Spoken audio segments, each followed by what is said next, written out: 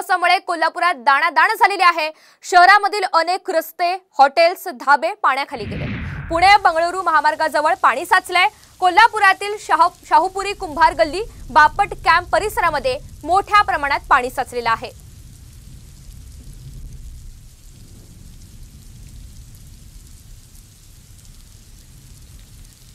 मुसळधार पावसामुळे कोल्हापुरात दाणादाण झालेले आहे। अनेक सखल भागामध्ये पाणी साचायला सुरुवात झालेली आहे। शहरामधील अनेक रस्ते असतील, हॉटेल्स असतील, हे सध्या पाण्याखाली गेल्याचं चित्र कोल्हापुरात बघायला मिळतंय।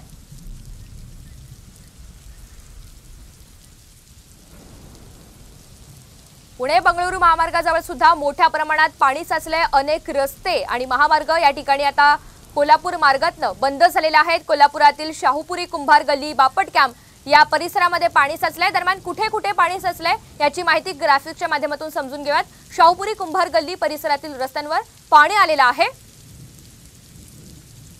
व्हीनस कॉर्नर परिसरातील तिन्ही रस्त्यांवर पाणी आलेलं आहे। पुणे बंगळुरू हायवेवर दोन्ही बाजूला पाणी साचलंय। हॉटेल्स, शोरूम, धाबे अर्ध्यापेक्षा अधिक पाण्याखाली गेलेत। बापट कॅम्प परिसरामध्ये सुद्धा मोठ्या प्रमाणात पाणी साचलंय। तर अधिकची माहिती आपल्याला रणजित माजगावकर थेट कोल्हापुरातून देतात। रणजित, आपण पाहतोय या मुसळधार पावसामुळे अनेक रस्ते हे बंद झालेत। सध्याची काय परिस्थिती आहे, कशा पद्धतीने प्रशासन त्या ठिकाणी मदत कार्य राबवतंय?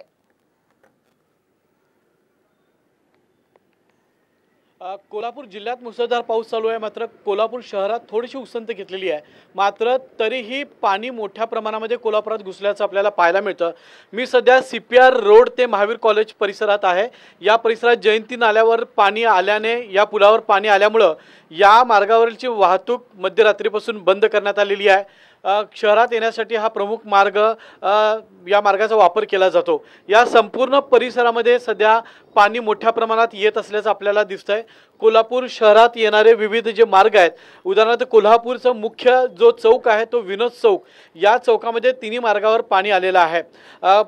कोल्हापूर शहराला लगत असणारे जे छोटी खेडी आहेत, अशा खेड्यांमध्ये अनेक ठिकाणी NDRF आणि KDRFच्या वतीनं सध्या लोकांना बाहेर काढण्यास प्रारंभ झालेला आहे।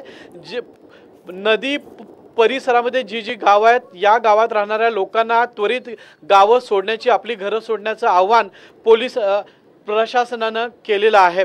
त्यामुळे कोल्हापूर शहरामध्ये किंवा जिल्ह्यामध्ये जो पाऊस चालू झालेला आहे सुद्धा केलेला आहे। रणजित, धन्यवाद सविस्तर माहितीबद्दल।